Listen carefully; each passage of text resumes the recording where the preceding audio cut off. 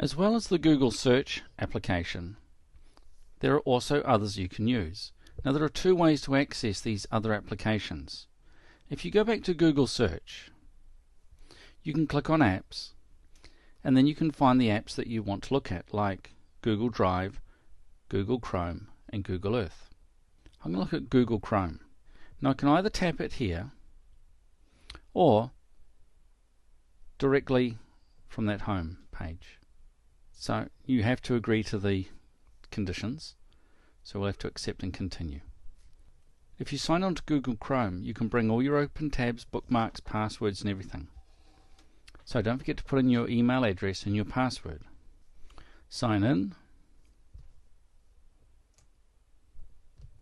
and you can choose whether or not you want to have push notifications.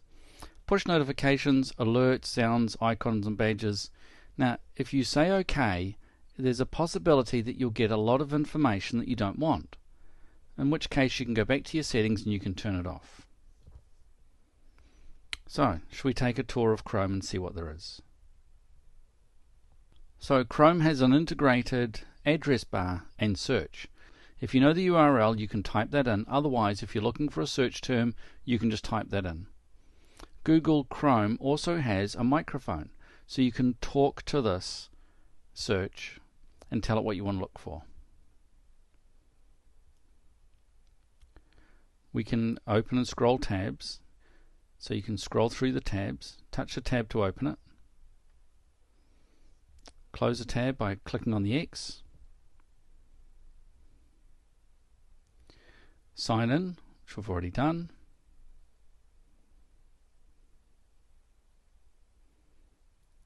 and going incognito allows you to hide. And if we put that down on our dock down the bottom, we can use Chrome really quickly. So let's close that tab, and we're going to look at this new tab. Chrome looks very much like it does on your home computer. So on this particular page, you'll be able to see all the places you visit often, most visited. We can have bookmarks, and here you can look at the tabs that you have open in other devices. Just going to touch that. Those lines there, I can create a new tab. I can look at my bookmarks. I can go to my settings. I'm signed in, look at my search engine, and so on. So let's do a search. theiPadShooter.com. Let's go. And this should bring up my website. And there it is.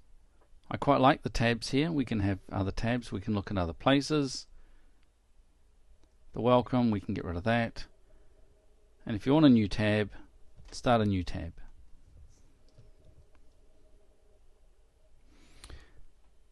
If I do a long tap, so I tap and hold my finger on that, I can open this in a new tab. I can copy link to URL. In other words, it copies the link to that, and I can go to an email and send that away. I can also search in a page in here. So when I type find in a page, let's just go back to that and have a look. So find in page, so what it gives me the opportunity to do is to search not the entire website or the entire internet, but just this one page that I've got open.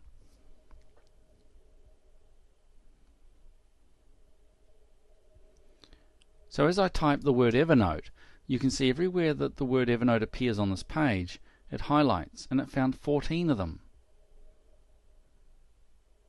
Obviously I quite like Evernote.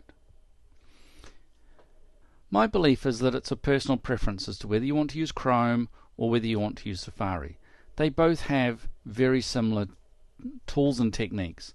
They may appear different. For example, find in page, it is available in Safari. Share is available in Safari, other devices is available, bookmarks is available, new tabs is available, and so on. So they're quite similar.